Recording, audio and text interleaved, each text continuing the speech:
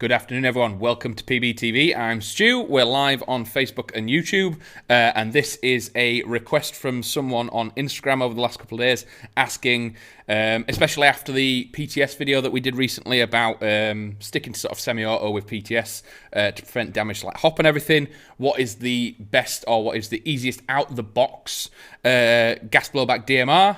And this arrived with us in the last day or so, so we'll be... you'll be able to get hold of these very, very soon.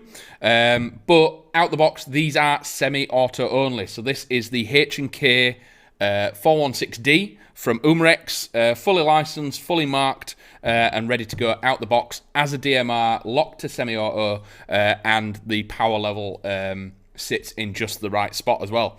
So I will go through all of its features.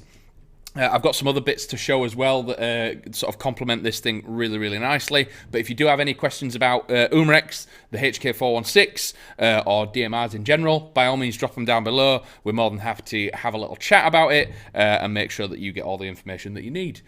So, as normal, 40mm counterclockwise thread on the front of it, so if you've got any accessories, tracer units, anything you want to put on the front, you are good to go. Obviously, you can see it does have the longer barrel on here, so it is the 14.5-inch barrel, but the shorter rail system. It doesn't really make too much of a difference which rail system you do get on this if you want in the sort of M-Lock one down the line eventually, or sticking with the quad rail one. I do think the quad rail one looks very, very cool when it's all built and set up.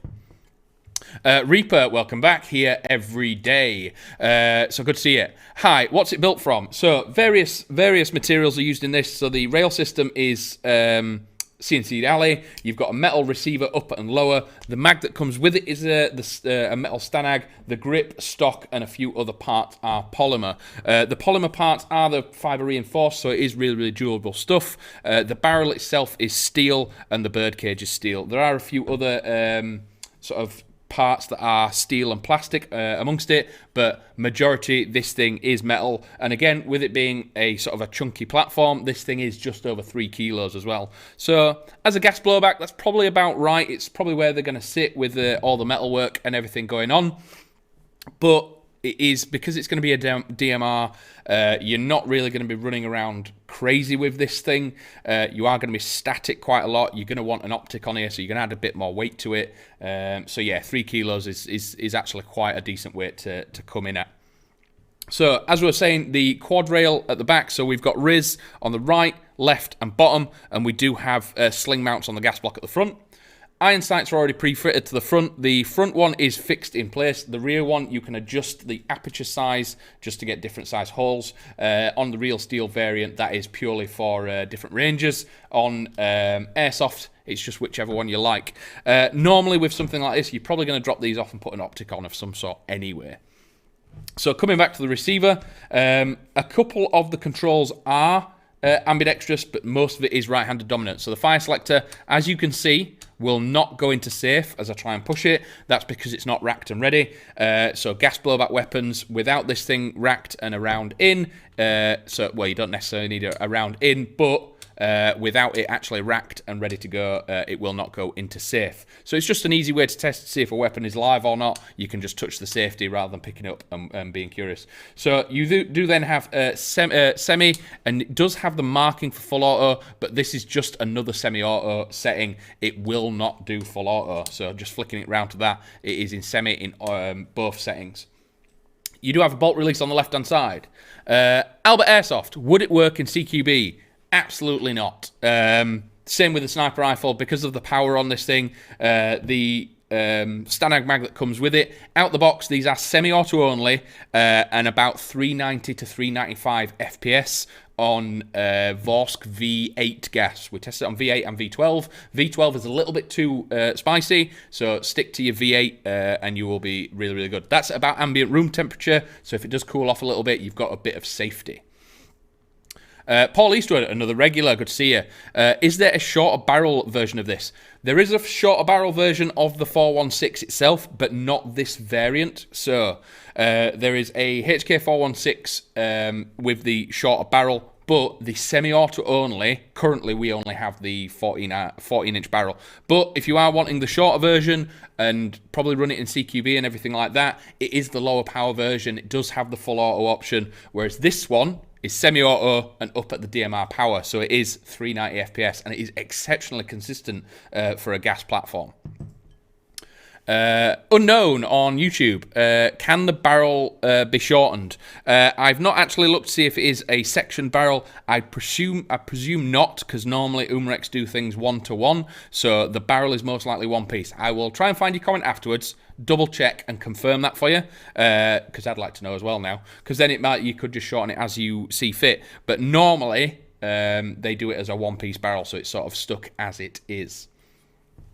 JSPB Tactical. What does it weigh? So as it sits now, no BBs in it, no gas and everything like that. There are just over 3 kilos, so 3.1 kilos as they are. Obviously, you are going to be lugging around a few extra gas mags with this, so you're going to have extra weight on your gear, an extra optic on there, some accessories, so it is going to creep up a little bit more than that. But as I was saying, for a DMR and a gas blowback, that is actually not a bad weight. Some are known to come in way, way higher than that.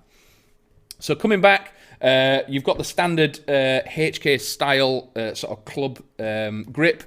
Some people like them, some people don't. I kind of like these, especially for a static platform. They're a little bit more vertical. You can be a little bit more comfortable in a prone position. I do quite like these, especially on a DMR setup. If I was running something like this as a more assault platform, I probably would prefer a standard grip. It's just the sort of feel of it. But in a prone or a static position, they are really, really good. Stock, you've got a big chunky thing that pressing the button underneath here is how you adjust it. So it's a 6-position stock. And again, you would be able to change the actual stock itself on this, not the stock tube, because obviously in gas blowback platforms, the bolt itself comes back into the tube and then resets forward. So you wouldn't be able to change this. But you could change the stock if you wanted something slimmer, something less sort of bulky than this. But it's the 416 look. It is really cool. You've got the sling points at the back as well on the actual stock if you wanted to 2-point this. So gas block and stock are where the sling points are currently. So another thing that I was going to show is something to make this look very, very cool. So the magazine that comes with it, the Stanag, I think they're 35 rounds. So you do have the metal Stanag ones. Your fill valve is at the back there, and you would fill it at the top. But we also have the VFC V-mags. So they have that polymer mag look. Again, filling at the top, but the gas is filled at the bottom. And again, it just gives that slightly different look and feel with the polymer looking mags in there. They look really, really cool. And whether or not they're going to be different cooldown wise, I don't know. We've not had a chance to test them thoroughly with full auto and everything like that. But these things look really cool. They do have slightly less rounds than the Umarex standard ones. So these are 35, these are 30, and then you get +1 in the chamber. But again, if you're wanting to have that look of the PMag style, it matches, it fits the 416 vibe really, really nicely. And I think they are very, very, very well made as well. After a little bit of testing, the VMags have a little bit more power out of them. I don't know if it's the knocker, the flow valve, or anything like that in the magazine. We're not quite sure yet, but they do have a couple of FPS on average more power than the standard ones as well. Reaper, is there any other colours available, tan, etc.? No, not in this one. I don't think Umarex, apart from maybe the really, really big one, it's all black 416s. The 417's black. Is it the G46? I can't remember what it's called. The big sort of sniper variant is Catsick yellow, or Umarex yellow, or HK yellow, as it sort of looks like. So for some people, Paul Eastwood, hello again. Is it blowback? Yes, this is gas blowback. So you have a fully functioning bolt. You have the bolt hold open. So again, with things like the MP7 that we showed yesterday with the AEGs, the trigger just simply goes dead with bolt systems like that. With gas weapons, what they have is when the follower comes all the way to the top, there's a little lever at the back that pushes a pin up in here, and what that does is that actually catches the bolt at the back. You can then swap your mag, hit your bolt forward device, put another BB into the chamber, and you are good to go. Again, looking at the VMags over the standard, so the Stanag is the one that comes with it, 35 rounds in that, with the gas fill on the back, whereas the VMags that are a separate piece, these are 30 rounds, gas goes in the bottom, and these are very, very cool. They feel really nice, the build quality is really cool, and I just think it adds that extra little bit of nice flair to it. So if there are people just joining, I will go through a few of the extra bits. I've not mentioned internally yet, so I was saying earlier it does have the 14mm counterclockwise thread on the front, so if you want to put any accessories, you are good to go with that. It does have a 6.05mm barrel. It is what it is. It's not quite a tight bore, but it's not a standard. It's probably been tested very, very thoroughly with the Umarex gas system. And again, with it coming out at 390 FPS, it is perfect. And it is a 363mm barrel, which tells me that you probably can take the barrel off and shorten this if you wanted to, because the barrel is only as short as the rail as far as I can tell. So coming back again, we do have the quad rail. You got rail on the top, left, bottom, and side, and you do have the markings on the top. So people that haven't seen these before, you have a marking going all the way down. So if you have different setups, for example, if you have a short dot or a holographic and magnifier, and you're going to swap between them depending where you're going to play, you know that when you mount it and you've got it in a position that you like, just try and remember which one you've got it. So you've got like T18 or T10, you know where you've mounted it, you can swap them straight back, throw a pec box on the front, you know exactly where it's going, you're not having to move it around and change it all the time. You know exactly where all your bits are going to go, and you can swap your loadout out nice and easily. JSPB Tactical again.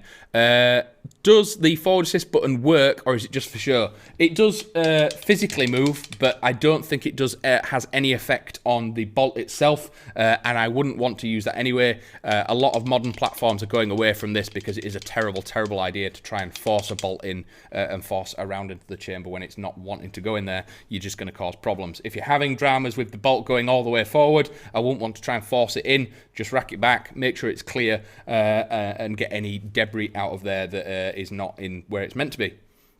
So as we were saying, the front iron sight is a pin that is fixed in place. Your rear iron sight is the tumbler that just rotates, giving you different apertures. Again, it's airsoft. It's not really going to change anything. It is just whichever you can see through easiest.